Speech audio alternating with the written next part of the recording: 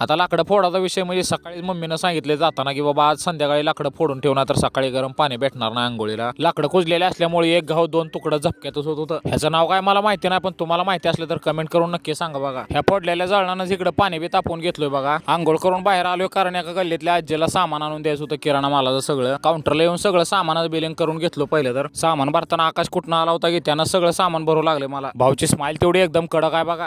3 hours later. आता रात्री इथं सगळे गोळा व्हायचा विषय म्हणजे नेत्याचा वाढदिवस आहे, पण नेताच कुठं काय बाई की कुठं वाढदिवस करायला ते जाऊ दे. इथं गाणं टोपी घालून आलता म्हणून कशा बघावे म्हणलं पाहिलं तर ह्यानीच आहे बघा गाणं. हे गेलता बालाजीला त्यामुळे टक्कल करून आला आणि व्हिडिओ काढायला लागले. मला शिव्या घालायला लागला होता. सगळेजण इथं केक पशी उभा राहिले. ते नेताच इकडे एकटा उभा राहिला आणि वाढदिवस तर त्याचाच आहे.